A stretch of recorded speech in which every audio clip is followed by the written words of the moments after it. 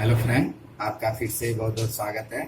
और आज का जो हमारा टॉपिक है वो आईसी का दूसरा पार्ट है। आईसी जो हमने कल बताया था, जो पिछली वीडियो में जो अपलोड किया था उसमें हमने बताया था जो है बीआरएम आईसी हो गया, उसके बाद से जो है क्लोक आईसी हो गया, बायोस आईसी हो गया और आईओ आईसी हो गया। तो इसके बारे में बताया था कि वो कहाँ पे बोर्ड में हम कहाँ पे कंफर्म करेंगे। तो ये क्लोक आईसी हो गया और बायोस आईसी यहाँ पे लगा हुआ है, आईओ ये है। और उसके बाद से अगर बीआरएम आईसी की बात करें तो यहाँ से निकला हुआ, जैसे अगर इस बारे में बात करें तो ये जो है बीआरएम आईसी जो है यहाँ पर लगा हुआ है। उसके अकॉर्डिंग जो है आज का जो हमारा टॉपिक है वो जो है ऑडियो आईसी, लाइन आईसी और नॉर्थ रीज आईसी, साउथ रीज आईसी और ड्राइवर आईसी और पावर आईसी। ठीक है, तो उसके बारे में हम स्टेप बाय स्टेप स्टार्ट करेंगे। ठीक है, कि कहाँ पे वो लगा होता है, वो आई कौन कौन सी कंपनी होती है और उसको हम कैसे कंफर्म करेंगे बोर्ड के अंदर, कंप्यूटर बोर्ड के अंदर, कि ये जो आईसी है वो कहाँ लगा है, उससे रिलेटेड क्या क्या प्रॉब्लम आता है। तो स्टेप बाय स्टेप बात करेंगे। ठीक है, पहले हम बात करते हैं नॉर्थ रीज आईसी। ये जो है नॉर्थ रीज आईसी है, इसको नॉर्थ रीज बोलते हैं। ये जो आईसी होता है इसको चिप भी बोलते हैं। और नॉर्थ रीज के अलावा इसको बोलते हैं, नॉर्थ रीज के अलावा जीएमसीएच। जीएमसीएच मतलब ग्राफिक मेमोरी कंट्रोलर हब। कहीं कहीं भी इसको ग्रीन चिप भी बोलते हैं, सिस्टम कंट्रोल आईसी भी बोलते हैं और नॉर्थ रीज तो बोलते ही हैं। ठीक है, और ये जो आईसी होता है, ये जो चिप होता है, इसका जो मेन फंक्शन होता है वो ग्राफिक प्रोवाइड करना। जो भी कंप्यूटर के जो मॉनिटर है उस पर जो डिस्प्ले आता है वो इसी आईसी के थ्रू होता है। वीजीए पोर्ट से जो कनेक्ट होता है वो डायरेक्ट इसी आईसी से जो ग्राफिक है वो पास करता है। अगर ये आईसी डैमेज हो जाए, खराब हो जाए, तो इससे रिलेटेड जो है वो ग्राफिक नहीं है, मतलब डिस्प्ले नहीं आएगा। ठीक है, तो ये जो आईसी एक तरह का बॉल आईसी होता है। बॉल आईसी, आईसी दो टाइप का होता है। जैसे मैंने एक वीडियो भी अपलोड किया है इसके बारे में, आईसी के बारे में। आईसी दो टाइप का होता है, एक पिन आईसी, एक बॉल आईसी। जैसे आप ये यहाँ देख सकते हैं कि ये जो है पिन आईसी है, जिसमें बाहर से पिन दिखाई देता है वो पिन होता है। और ये बॉल आईसी जिसमें अंदर से बॉल बना होता है, ये नॉर्थ रीज आईसी है। और ये नॉर्थ रीज जो आईसी होती है ये कौन कौन सी कंपनी बनाती है? ये एनवीडिया बनाती है, इंटेल बनाती है, उसके बाद से एएमडी बनाती है, एटीआई बनाती है, ये अलग अलग कंपनी बनाती है। ठीक है, उसके बाद से अगर बात करें साउथ रीज आईसी, तो ये साउथ रीज आईसी इसमें क्लियर नहीं दिख रहा, यहाँ आप देख सकते हैं, ये साउथ रीज आईसी है। इसका जो मेन फंक्शन होता है साटा कनेक्टर, आईडी कनेक्टर, जो साटा जिसमें हार्ड डिस्क लगता है, पीसीआई स्लॉट जिसमें एक्सटर्नल कार्ड लगता है, सिमोस बैटरी, उसके बाद से जो हमारा यूएसबी पोर्ट होता है, ये यूएसबी पोर्ट हो गया। ठीक है, आईओ आईसी, बायोस आईसी, उसके बाद से जो है ऑडियो आईसी और लैन आईसी, इन सब की जो कंट्रोलिंग होती है वो इस आईसी यहाँ से होती है, साउथ रीज आईसी से। साउथ रीज आईसी को बोलते हैं आईसीएच। आईसीएच मतलब इनपुट आउटपुट कंट्रोलर हब, और एक तरह का ये मेन आईसी होता है बोर्ड के अंदर। और अगर ये खराब होगा तो इससे जितने भी पोर्ट कनेक्टर, जैसे साटा, आईडी, पीसीआई स्लॉट और जितने भी ये पोर्ट लगे हैं, ये काम नहीं करेगा। और इससे रिलेटेड अगर ज़्यादा प्रॉब्लम आती है तो बोर्ड हमारा डेड होता है, मतलब बोर्ड ऑन नहीं होता या ऑन होकर तुरंत ऑफ हो जाता है। ये जो आईसी है इससे रिलेटेड जो भी प्रॉब्लम आती है, तो ये एक तरह का जो है साउथ री आईसी है, जो एक तरह का बॉल आईसी है। अगर नॉर्मली अगर प्रॉब्लम आता है कुछ भी, तो असेंबली से इसको हीट करके प्रॉब्लम को सॉल्व कर सकते हैं। ऐसे नॉर्थ री आईसी को भी अगर बोर्ड में डिस्प्ले नहीं आ रहा है और ये आईसी ज़्यादा हीटअप कर रहा है, यहाँ पे सिग्नल नहीं बन रहा है, तो आप नॉर्मली असेंबली से इसको हीट करके आप रिपेयर कर सकते हैं। ठीक है, अगर नहीं हुआ तो फिर इसकी रिवॉल्विंग करेंगे, रिवॉल्विंग करनी पड़ेगी।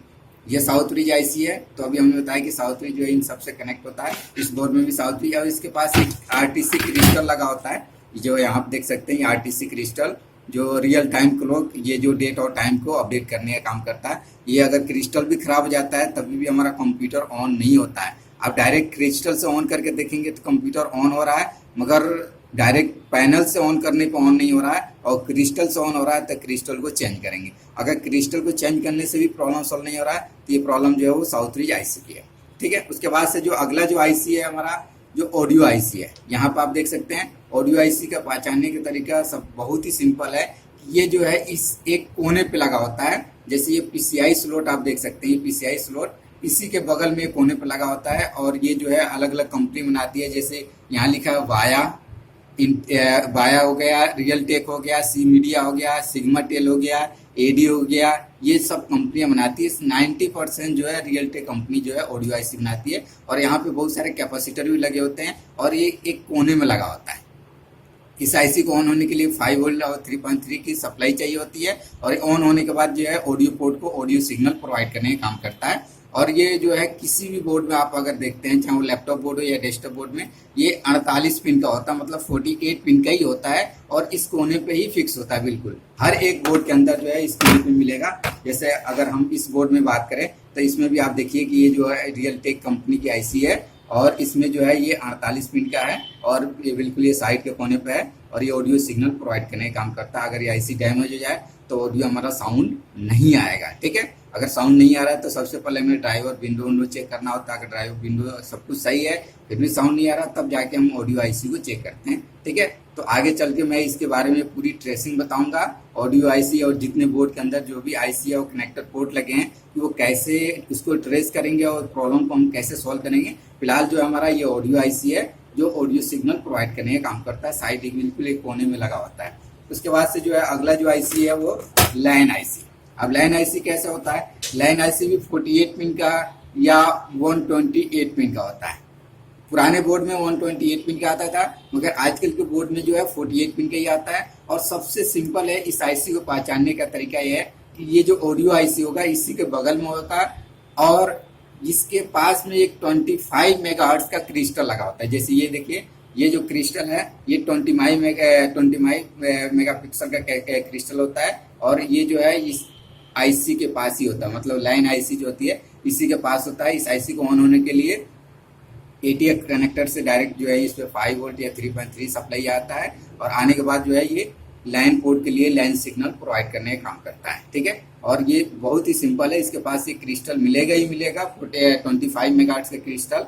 डेस्कटॉप बोर्ड के अंदर बात करें तो 3 क्रिस्टल, मतलब 3 क्रिस्टल लगा होता है। एक क्लॉक आईसी के पास जो मैंने पिछले वीडियो बनाया था उसमें बताया था पूरी अच्छी तरह से इसके डिटेल। अगर आपको इसके आईसी के बारे में या आईओ आईसी, वायर्स आईसी के बारे में जानना है तो पिछले जो वीडियो अपलोड किया है उस पर भी जाके आप उसको देख सकते हैं।